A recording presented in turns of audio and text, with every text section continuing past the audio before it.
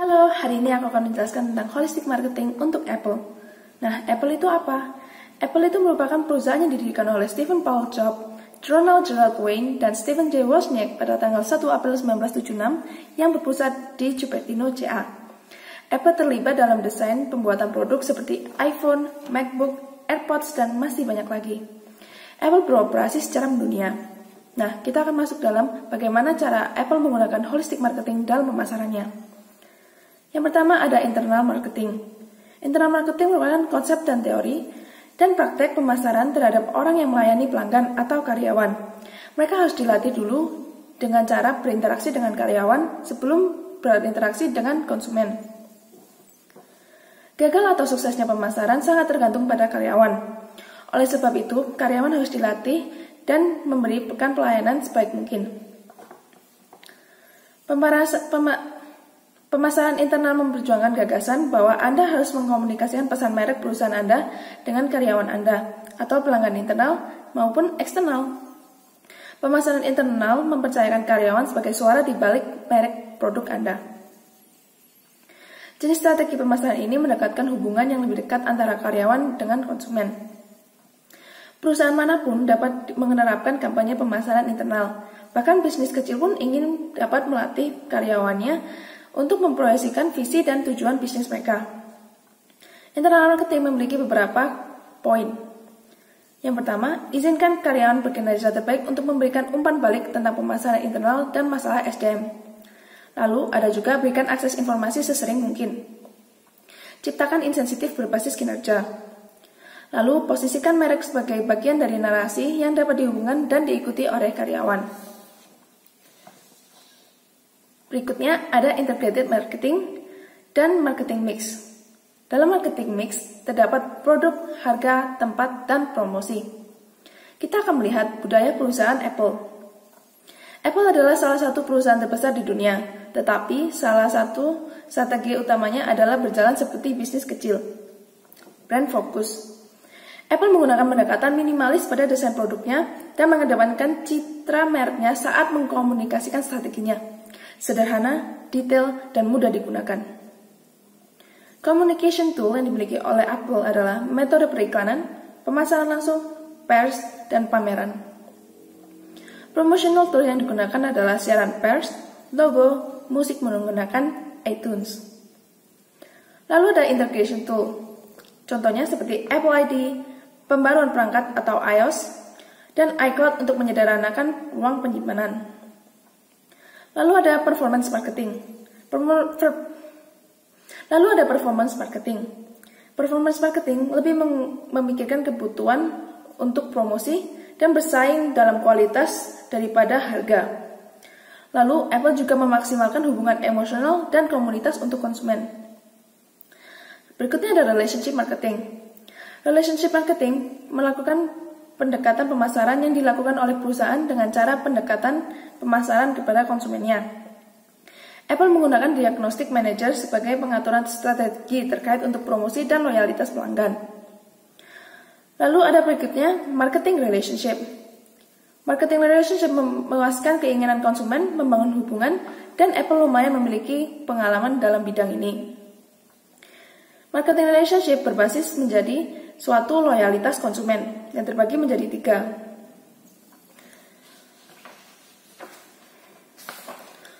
Loyalitas konsumen terbagi menjadi 3, yaitu consumer retention, brand index yang terdiri dari equity, value, dan reputation, dan word of mouth. Nah, konklusinya, Apple telah membentuk marketingnya berdasarkan evaluasi dan berbasis dari opini konsumen pelanggan mereka. Apple menggunakan pendekatan dengan cara menetapkan kualitas produk dengan memenuhi keinginan konsumen yang ingin mengikuti perkembangan teknologi. Dengan inovasi Apple, mereka dapat melakukan marketing yang mempromosikan dirinya sebagai inovasi teknologi terbaru dan dapat dipercayai. You have to be burning with an idea or a problem or a wrong that you want right. If you're passionate enough from the start, you'll never stick it out. Stephen Jobs. Ya, saya di sini akan menjelaskan suatu analisis dari Apple. Yang pertama ada strength. Strength yang pertama adalah merek yang paling berharga. Yang kedua adalah dikenal secara mendunia. Yang ketiga adalah teknologi yang top.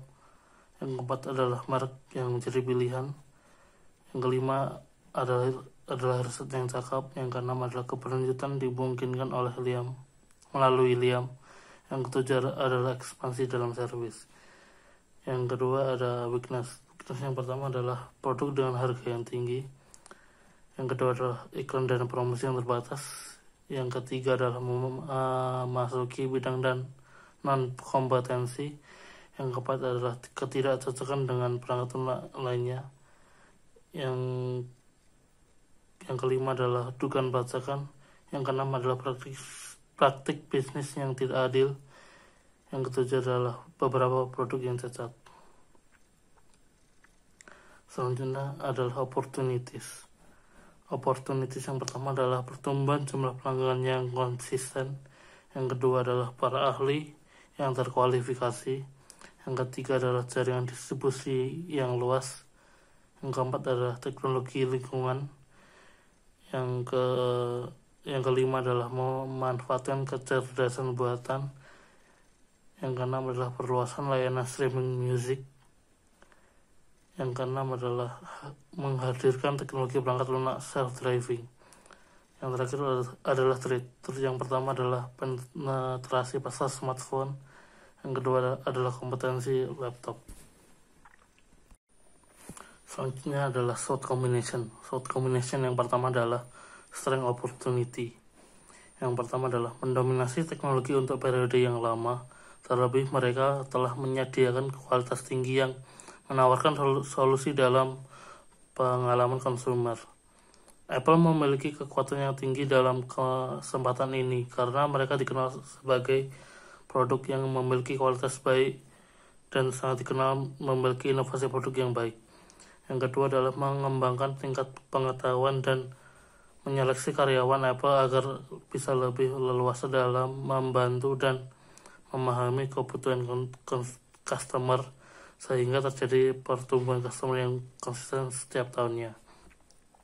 Yang ketiga adalah meluncurkan teknologi inovatif seperti green teknologi dan self-driving, bahwa Apple merupakan merek atau brand yang sangat berkembang pesat di dunia sehingga mampu menambah customer dan peminat baru.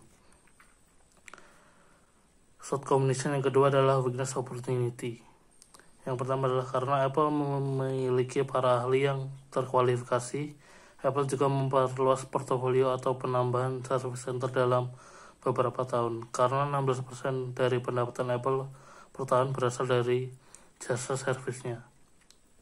Yang kedua adalah memanfaatkan dan juga berfokus pada pembuatan jaringan distribusi yang terbatas, sehingga mampu menghasilkan pendapatan dan penjualan yang lebih tinggi dan membuka kesempatan untuk memperluas jaringan distribusi. Selain itu, perusahaan bisa mendapatkan keuntungan dari pemasaran dan promosi yang rajin. Yang ketiga adalah memberikan harga spesial serta servis yang profesional untuk customer Apple dalam pembelian kedua dan seterusnya, sehingga mampu menjalin hubungan yang lebih dekat antara customer dengan perusahaan Apple. Selain itu, dengan adanya trik promosi dari perusahaan Apple mampu menarik customer kelas menengah untuk membeli produk Apple dengan adanya diskon dan promosi-promosi menarik lainnya. Short combination yang ketiga adalah strength trade. Yang pertama adalah iPhone adalah satu-satunya ponsel yang memiliki sistem operasinya sendiri. Apple mencoba cara yang terbaik tetap dengan ciri khasnya sendiri dan mengalahkan Android. Apple sebaiknya terus meningkatkan inovasi perangkat teknologi pada iPhone agar dapat menghindari penetrasi pasar oleh Android. Yang kedua, seiring berjalannya waktu, MacBook bukanlah satu-satunya laptop yang berspesifikasi tinggi dengan kehadiran laptop gaming. Namun Mac OS hanya tersedia di MacBook serta dengan keeleganannya, maka dua faktor itu perlu dikembangkan oleh Apple. Yang ketiga adalah dalam persaingan. Apple mengedepankan kualitas dibandingkan harga. Melalui komunitas yang terbentuk karena Apple menguatkan supremasi Apple di bidang teknologi. Dengan begitu, Apple dapat lebih menginovasi cara pemasaran mereka dengan mengedepankan teknologi mereka. Short combination selanjutnya adalah weakness street. Yang pertama adalah memasuki bidang non-kompetensi bukanlah hal yang mudah meskipun dilakukan oleh brand seperti Apple. Namun bukan tidak mungkin bila Apple dapat memaksimalkan hal-hal ini untuk mendukung teknologi mereka dengan diikuti brand mereka yang sudah mendapatkan image bagus dari customer mereka. Yang kedua, dengan salah satu pengalaman Apple yaitu pernah mengeluarkan satu produk yang memiliki kecacatan dan Apple sendiri yang berinovasi terus-menerus. Apple tidak boleh melakukan kesalahan yang sama pada saat produksi produk baru yang agar kepercayaan customer dan komunitas tetap terjaga dan penjualan tetap stabil atau meningkat. Yang ketiga adalah selama ini Apple mencoba untuk membuat aplikasi yang dapat diunduh oleh para pengguna Android dan Windows seperti Apple Music. Hal ini dapat dimaksimalkan lagi untuk beberapa aplikasi lain dengan tidak mengurangi culture Apple itu sendiri.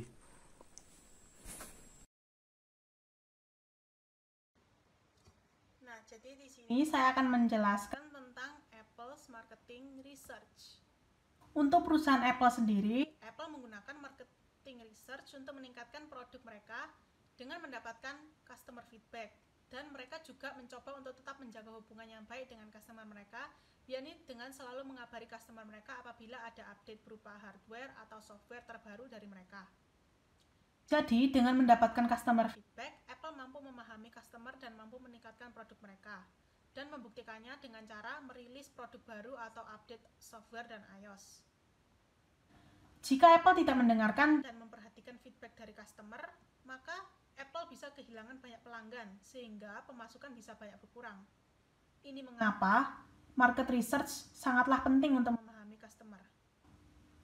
Nah, jadi di sini saya akan menjelaskan bagaimana Apple memahami kompetitor mereka.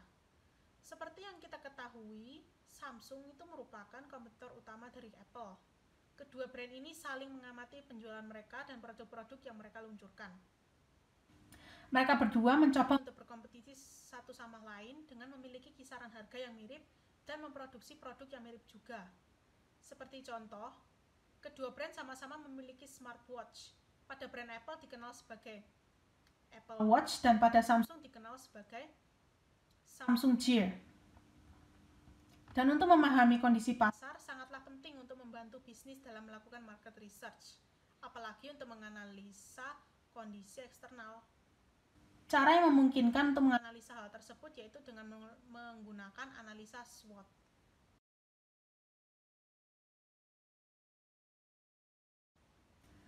Apple menggunakan penelitian kuantitatif karena mereka ingin melihat perbedaan angka penjualan yang dilakukan oleh pesaing mereka. Apple melihat seberapa banyak sih keuntungan dan pelanggan yang didapatkan oleh pesaing mereka, serta melihat bagaimana cara untuk mengalahkan pesaing mereka dan menghasilkan lebih banyak penjualan produk Apple daripada pesaingnya. Mereka juga menggunakan jenis penelitian ini untuk mengetahui orang-orang yang menyukai produk dan layanan dari Apple. Dan yang selanjutnya ada primary research. Apple menggunakan survei dan kuesioner untuk mendapatkan feedback pelanggan dan meningkatkan produk mereka. Apple mengandalkan pelanggan untuk membantu mereka mengubah dan meningkatkan produk. Primary research ini membantu Apple memahami pelanggan mereka karena mereka mungkin menyebutkan area produk yang perlu ditingkatkan. Jadi dengan melihat apa yang telah diberikan customer sebagai feedback, Apple juga dapat mencoba yang terbaik untuk memenuhi standar tersebut. Tetapi pada saat yang sama juga, mereka melihat pesaing mereka seperti Samsung dan bagaimana kinerja mereka dalam hal penjualan produk dan melihat ulasan mereka. Apple dapat meluncurkan produk baru dan mungkin mencoba mencari informasi tentang Samsung untuk melihat apakah mereka akan meluncurkan sesuatu yang baru, dan jika demikian maka produk apa. Mereka melakukan ini untuk menjadi yang terdepan dan membuat produk yang lebih baik lagi. Tidak hanya primary research, Apple juga menggunakan secondary research untuk melihat perkembangan produk mereka. Informasi lama digunakan untuk inovasi produk baru mereka dan area yang perlu diimprovisasikan. Apple melihat tanggapan konsumen terhadap produk mereka sebelumnya sebelum melepaskan produk baru. Konsumen suka didengar dan puas ketika suatu produk yang baru keluar sesuai dengan standar kebutuhan mereka. Hal ini mengapa sangat penting untuk melihat kembali riset sebelumnya, karena bisa membantu produk mereka menjadi lebih baik dan lebih sukses dan dikenal. Research membantu perusahaan memahami pelanggan mereka dan mampu membantu mereka mengetahui ulasan produk seperti apa sih kekurangan atau yang konsumen harapkan pada peluncuran produk berikutnya. Apple menggunakan website untuk melihat bagaimana keadaan kompetitor mereka. Dengan mendapatkan informasi dari website, membantu Apple memahami bagaimana konsumen memberi komentar tentang produk mereka dan melihat bagaimana sudut pandang mereka sebagai pengguna Apple atau Android yang digunakan untuk meningkatkan servis dan produk mereka. Untuk limitasi sendiri, dalam secondary research ini mengkonsumsi banyak sekali waktu. Pembuatan, perencanaan, dan persiapan survei bisa membutuhkan banyak waktu dan usaha. Jika Apple ingin melakukan survei untuk pelanggan mereka harus melakukan penelitian yang akurat supaya data tersebut valid.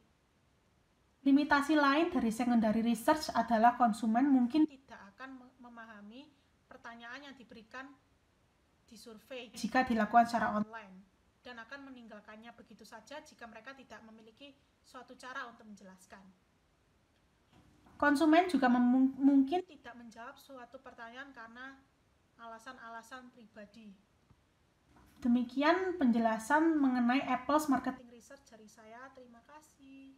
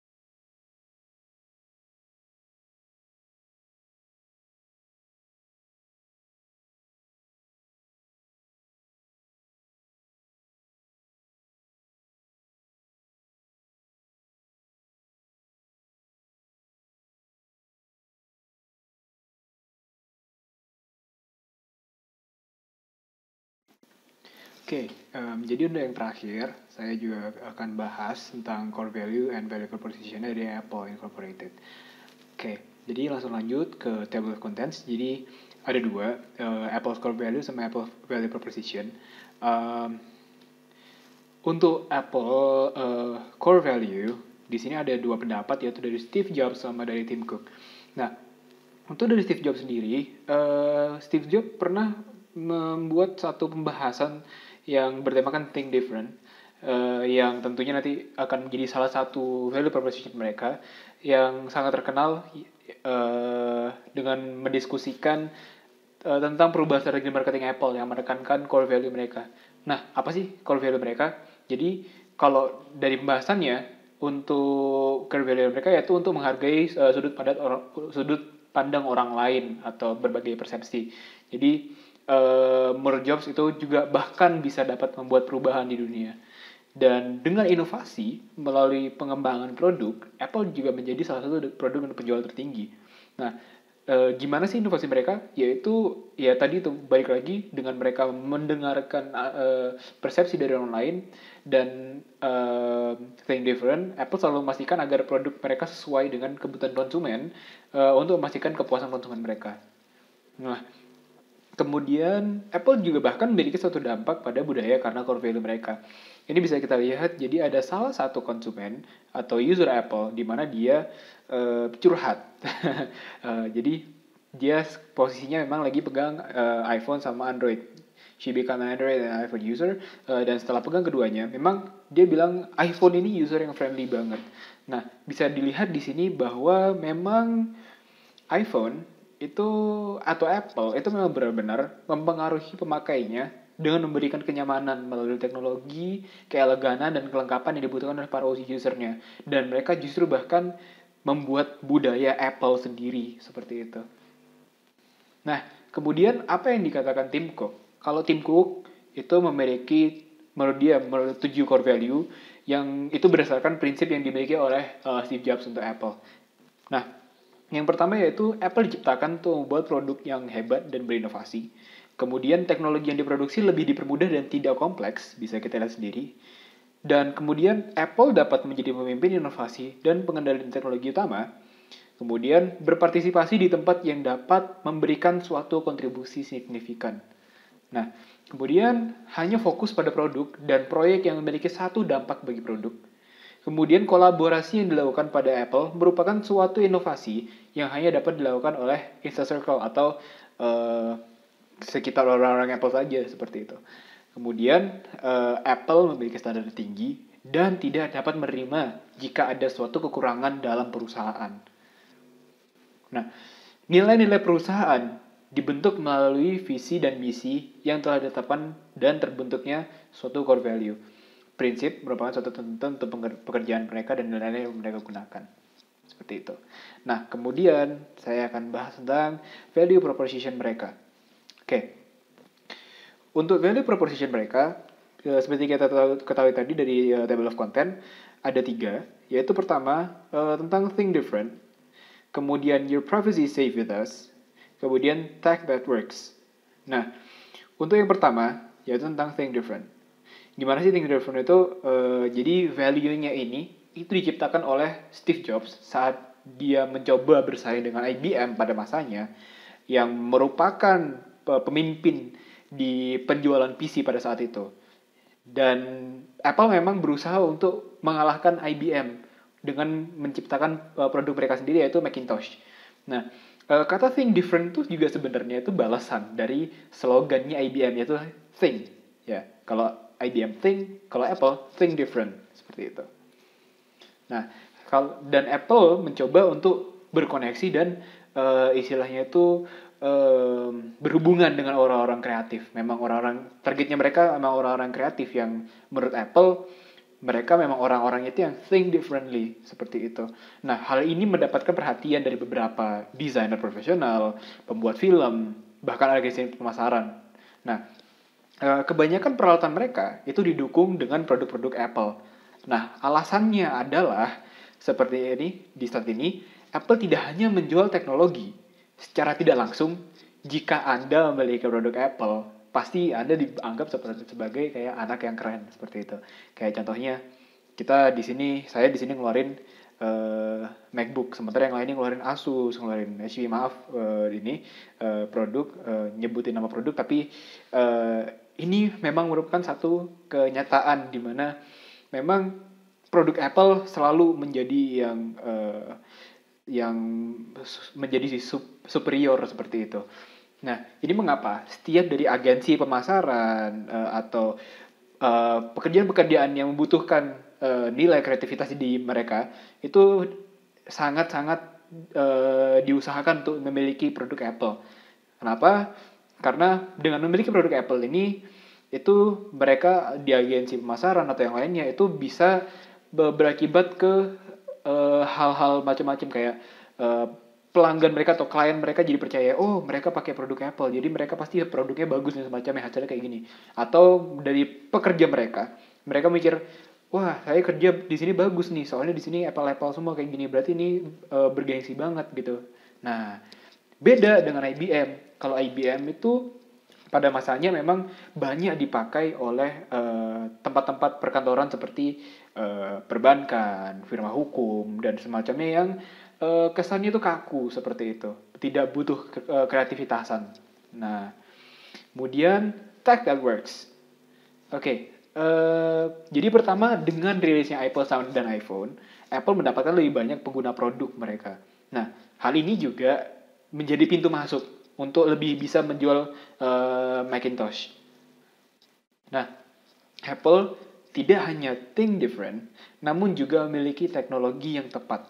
Nah, tentunya seperti kita kayak ini, kayak kita misalkan ada punya tadi yang dari Twitter tadi itu, dia bilang memang kayak Apple atau iPhone tuh lebih friendly untuk user karena di sini bahkan kayak orang-orang yang punya Android bahkan itu kayak pingin ngemodif HP mereka, Android mereka untuk jadi mirip-mirip dengan iPhone. Bahkan ada salah satu produk yang dia menggunakan Android. Dia juga berusaha untuk seperti menyaingi iPhone dengan memiripkan produknya dengan produk-produk iPhone namun dengan kualitas yang lebih rendah seperti itu. Nah, dan juga pasti produk Apple ini selalu menjadi alternatif yang lebih baik daripada gadget lain. Meskipun memang variasi kustomisasinya lebih dikit, ya seperti yang saya bilang tadi. Jadi memang orang-orang walaupun Apple tuh hanya seperti itu, nggak bisa diubah-ubah lagi, dimodif yang lain-lain. Tapi orang-orang justru puas. Mereka malah justru hanya peduli dengan apa yang mudah mereka dapat di Apple seperti itu. Nah, itulah kenapa itu juga masuk dengan pernyataan misi mereka akhir ini. Perusahaan atau Apple berkomitmen untuk membawa pengalaman pengguna terbaik kepada pelanggan melalui innovative hardware, software, and services. Dan ini semua semata-mata untuk memberikan pengalaman yang mulus, seperti contohnya teknologi yang tepat atau technology that works. Nah, your privacy is safe with us. Yang terakhir. Banyak khawatiran pasti akhir-akhir ini dari kayak aplikasi market share atau semacamnya itu yang kayak mengabarkan kalau ada semacam kebocoran data gitu ya. Nah, Apple dengan teknologinya yang lebih bagus, yang bagus banget itu beraspirasi menjadi alternatif yang aman bagi mereka untuk data-data pengguna. Nah, Ben Evans sendiri, seorang analis teknologi, bahkan mengatakan versi Apple lama, Apple yang zaman dulu, itu meyakinkan Anda untuk tidak khawatir jika teknologinya bekerja atau tidak. Dan sekarang, Apple meyakinkan Anda untuk tidak khawatir bila teknologi berusaha menyadap Anda. Nah, dan juga Apple melakukannya dengan cara memberikan layanan mereka seperti iCloud atau New Apple News, beberapa hardware baru, aplikasi berbayar, menciptakan ekosistem yang aman dan meyakinkan. Nah, dengan hal itu, pengguna tetap ingin menjadi bagian dari itu. Seperti itulah bahasa saya. Oke, dan ini ada quote terakhir dari Steve Jobs. I'm as proud of many of the things we haven't done as the things we have done. Innovation is saying no to 1,000 things. Oke, jadi itu saja dari saya. Lanjut ke